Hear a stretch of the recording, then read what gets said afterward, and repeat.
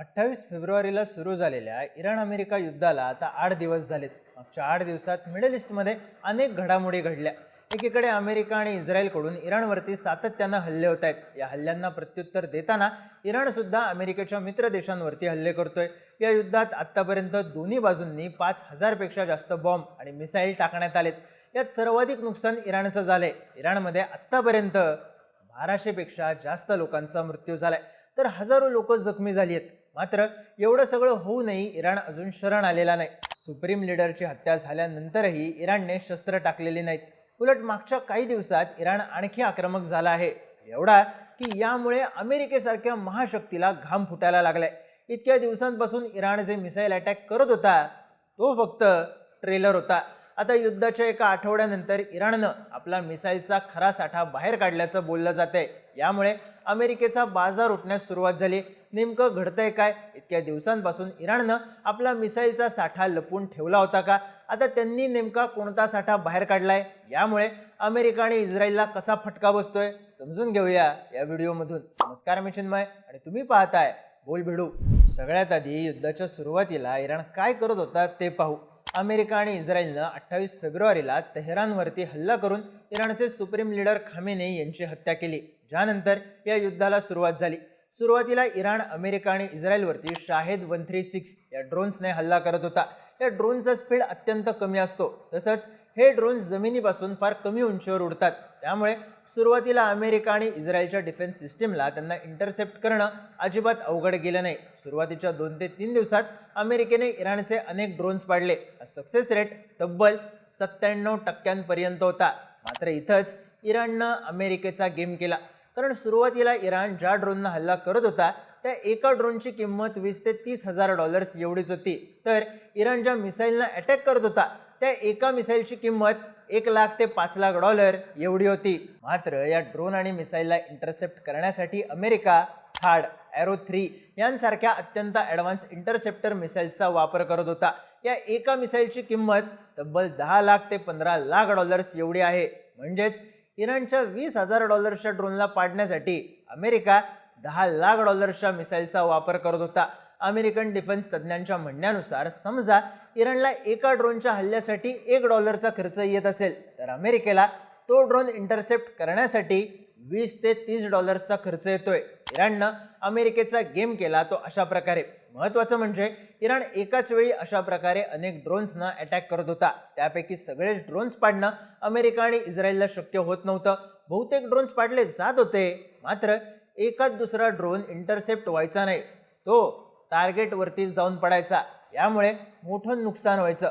अशा प्रकारे या युद्धात आत्तापर्यंत अमेरिकेला मोठा आर्थिक भुर्दंड बसला आहे.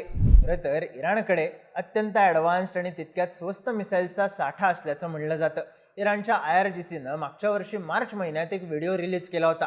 हा व्हिडिओ इराणमधल्या अंडरग्राऊंड मिसाईल्सच्या साठ्याचा होता. हा व्हिडिओ पाहून सगळ्यांनाच मोठा धक्का बसला, कारण इराणकडे मिसाईल्सचा किती प्रचंड साठा आहे हे या व्हिडिओमध्ये दिसत होतं. इराणकडे अशा नेमक्या किती मिसाईल्स आहेत हे कोणालाही माहीत नाही. हा अंडरग्राऊंड मिसाईल्सचा साठा किती मोठा आहे याची सुद्धा कोणालाही कल्पना नाही.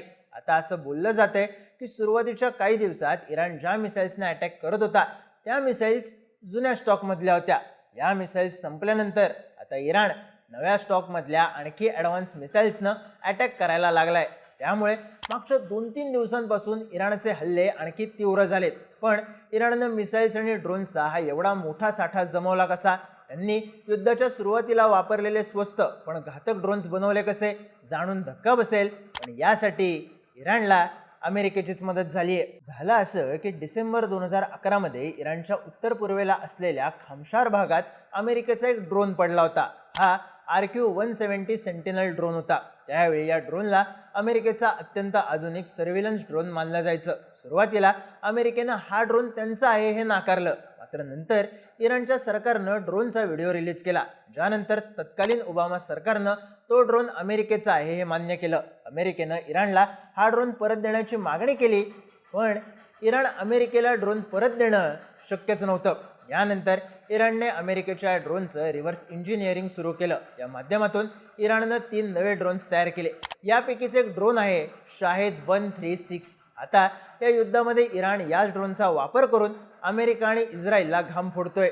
शाहेद 136 ड्रोनची विशेषतः म्हणजे त्याची लांबी फक्त 11.4 फूट आणि रुंदी 8.2 फूट एवढी आहे. या ड्रोनचं वजन जवळपास 200 किलो आहे. त्याचं स्पीड 180 किलोमीटर पर आवर एवढा आहे. तर रेंज 2500 किलोमीटरपेक्षा जास्त आहे. या युद्धात बहरीन, कुवेत आणि UAEच्या अमेरिकन एअर बेसेसवरती इराणनं याच ड्रोनमधून हल्ला केला होता. युक्रेन विरुद्धच्या युद्धात रशियानं सुद्धा याच ड्रोनचा वापर केला होता. या ड्रोनचं एक छोटं व्हर्जनही आहे, त्याला शाहेद 129 असं म्हणतात. या ड्रोनची रेंज 2000 किलोमीटर पर्यंत आहे. आता पहिल्या 2 दिवसांच्या युद्धात इराणनं या ड्रोनचा वापर केल्यानंतर तिसऱ्या दिवसापासून इराणनं त्यांच्या पॉवरफुल हायपरसॉनिक मिसाईल्स इस्रायल आणि अमेरिकन बेसेसवरती टाकायला सुरुवात केली. इराणनं फतेह 110, फतेह 313, शाहब 1, शाहब 2, कियाम 1, झुल्फागर अशा मिसाईल्सना अटॅक सुरू केले. 2 मार्चला इराणनं एक मिसाईल इस्रायलचं सर्वात मोठं शहर असलेल्या तेल अवीववरती टाकलं. या मिसाईलला इस्रायलची डिफेन्स सिस्टीम रोखू शकली नाही. ही मिसाईल तेल अवीवमध्ये पडली, ज्यामुळे तिथं प्रचंड मोठं नुकसान झालं. या घटनेचे फोटोज आणि व्हिडिओ सोशल मीडियावरती व्हायरल झाले. इराणकडे अशा मिसाईल्सचा प्रचंड मोठा साठा असल्याचं म्हणलं जातं.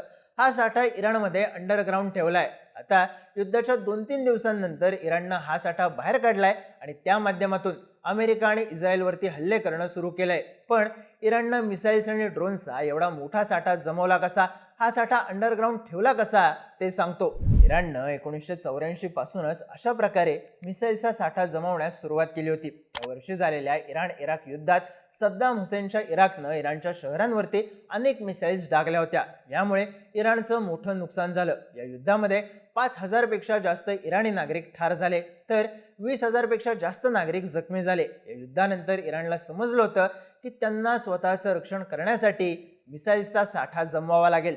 त्याच वर्षी इराणनं जमिनीच्या खाली मिसाईल बेस बनवण्यास सुरुवात केली. इराणला मिसाईल्स बनवण्यात चीनसारख्या देशानं मदत केली. आज इराण जी फतेह 110 मिसाईल इस्रायलवरती टाकतोय ती बनवण्यासाठी त्यांना चीननं मदत केली होती.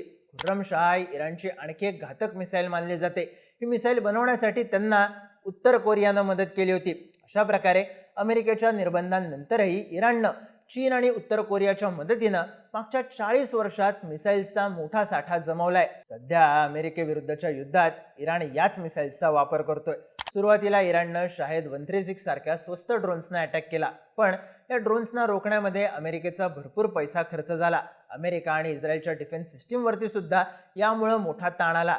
त्यानंतर आता इराणनं फतेह, शाहब यांच्यासारख्या मिसाईल्सना अटॅक सुरू केलाय. इराणचे हे हल्ले रोखणं आता अमेरिकेला जड जातंय. युद्धात प्रचंड खर्च व्हायला लागल्यामुळे या विरोधात अमेरिकेतूनही आवाज उठायला लागलेत. अमेरिकेला या युद्धात पडायची गरजच नव्हती असं अमेरिकन नागरिक आता बोलायला लागलेत. इराणनं युद्धात अमेरिकेचा बाजार उठवला आहे तो असा. पण आता हे युद्ध आणखी किती दिवस चालतं? इराण अमेरिकेच्या हल्ल्यांना किती दिवस विरोध करतो? इराणमध्ये सत्ता बदल करण्यात अमेरिका यशस्वी होते का, हे पाहणं महत्त्वाचं असेल. या सगळ्या घडामोडींबद्दल तुम्हाला काय वाटतं? तुमची मतं आणि प्रतिक्रिया कमेंट करून नक्की सांगा. आणि माहितीपूर्ण व्हिडिओज पाहण्यासाठी बोलबिडूच्या YouTube चॅनलला सबस्क्राईब करायला विसरू नका.